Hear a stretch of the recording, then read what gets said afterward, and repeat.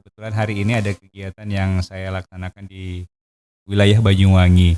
Dan alhamdulillah sebagian setelah saya keliling, saya melihat sekolah ini luar biasa.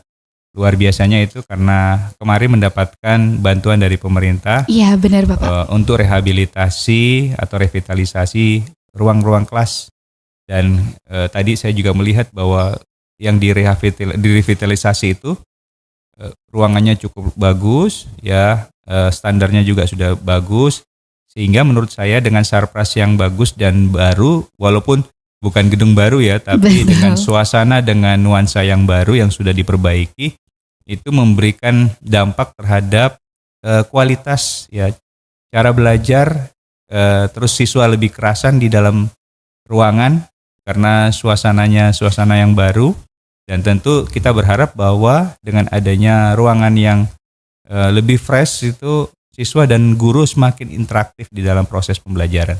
Nah, kalau prosesnya interaktif, senang, bahagia berada di lingkungan sekolah yang tentu dengan sekolah dengan kawasan yang sudah tertata dengan rapi, dengan sarpras yang memadai, tentu akan semakin memberikan dampak terhadap prestasi. Jadi kalau pendidikan itu terus tumbuh dan berkembang dengan proses yang cukup matang, ya, artinya matang itu antara guru dan murid saling berinteraksi. Iya, Mereka membangun chemistry yang baik terhadap mata pelajaran yang diproses selama pembelajaran di dalam kelas, tentu akan menjadi suasana yang sangat kondusif. Nah, itulah yang saya harapkan bahwa apa yang diberikan oleh pemerintah, perhatian yang diberikan oleh pemerintah kepada sekolah-sekolah dengan perbaikan dan pembenahan yang dilakukan, kita berharap sekolah juga menjaganya dengan baik.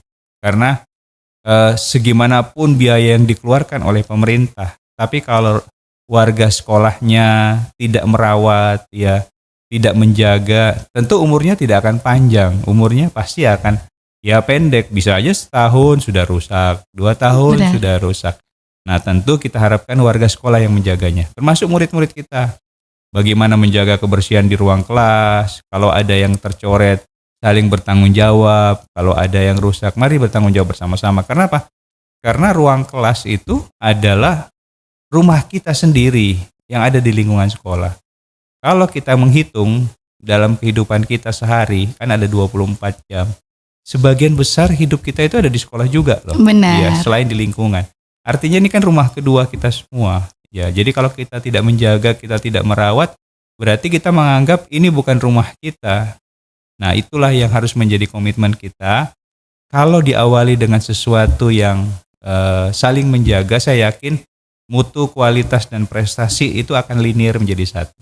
Nah, maka saya juga punya komitmen kepada seluruh warga pendidikan di Jawa Timur, termasuk di Banyuwangi.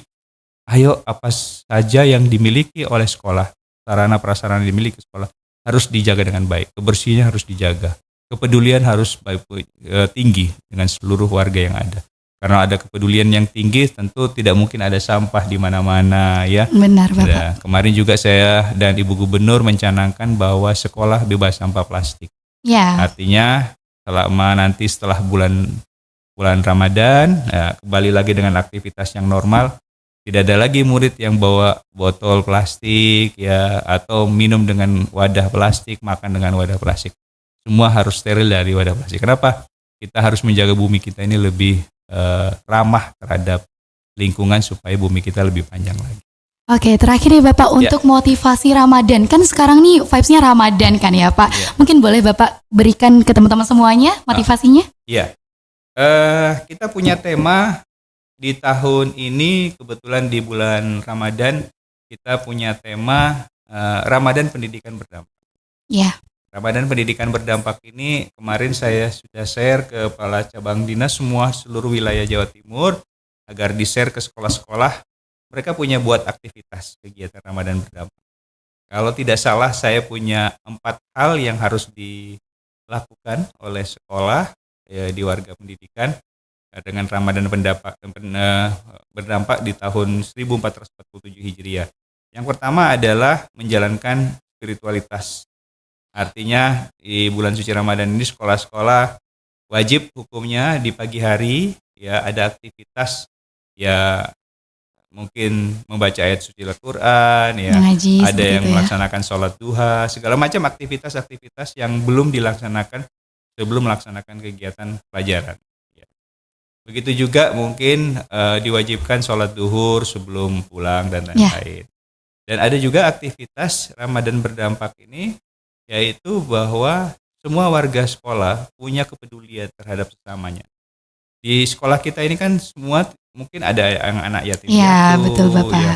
Ada lagi dari keluarga yang kurang Kurang mampu. Maka sebelum kita keluar memberikan bantuan orang lain, maka bantu dulu keluarga Iya. besar kita gitu. Jadi itu dulu yang kita bantu. Setelah kita sudah membantu warga sekitar sekolah kita di lingkungan keluarga sekolah kita, maka baru kita membantu yang lain. Inilah yang kedua. Yang ketiga, tentu kita berharap bahwa prestasi semakin meningkat. Karena orang puasa itu kan tidak hanya menahan lapar dahaga gitu ya, Benar. tapi menahan segala nafsu yang kira-kira nanti akan berdampak terhadap pola-pola pikir mereka yang terganggu. Nah, ini kesabarannya cukup tinggi karena bulan puasa. Maka prestasi harus dipacu. Ya, sekolah sudah mulai menginventarisir, kan ada sekarang web yang sudah keluar dari Iya. Pusat Prestasi Nasional. Apa Benar. saja lomba-lomba yang akan dilaksanakan. Iya. Nah, itu yang sekarang dipersiapkan oleh warga sekolah. Siapa siswa yang ini mau ikut ini mau ikut ini. Sudah diinventarisir dan sudah didaftarkan secepat mungkin. Karena ada batas waktu yang harus didaftarkan. Nah, prestasi ditingkatkan. Yang keempat adalah menjaga lingkungan sekolah tetap bersih dan bebas dengan sampah plastik. Jadi 4 hal ini di bulan Ramadan ini menjadi komitmen kita, mengawali kita. Ya, insya Allah dengan adanya Ramadan pendidikan berdampak, nanti akan bisa diimplementasikan setelah Ramadan bisa berlanjut. Ya, amin. Semoga ya dengan adanya bulan Ramadan yang penuh berkah ini dapat menjadi pembawa berkah juga untuk kedepannya, Bapak. Betul.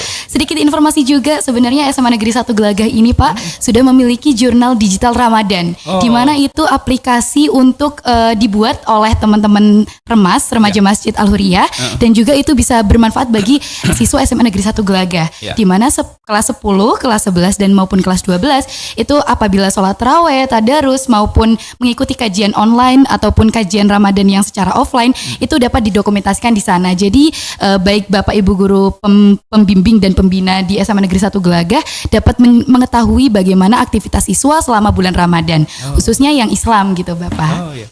Ya, seperti itu. Satu lagi sebelum berakhir ya. Ya, boleh. Mungkin ada warga sekolah, apakah itu guru, apakah itu siswa, yang memang punya bakat ceramah. Oh iya. Ya, itu bisa dimasukkan di podcast ini ya, Kultum 7 menit gitu boleh, ya. boleh Bapak. Dia nyampaikan tentang ceramah-ceramah agama ya. Baik, yang Bapak. tidak usah lama, 5 menit, 7 menit gitu. Wah, saya pasti keren dan itu bisa di-share kemana-mana, itu jadi prestasi buat guru dan murid-murid kita. Ya, baik. Terima kasih Bapak sudah Makasih. berkenan hadir. Ya, Saya sukses. sangat kesempatan ini sudah berterima kasih sekali karena Bapak sudah berkunjung kemari. Terima kasih. Ya, makasih. So itu tadi guys, podcast bareng sama Kepala Dinas Pendidikan Provinsi Jawa Timur. Buat teman-teman semuanya jangan lupa like, comment, dan subscribe ya. Bye-bye.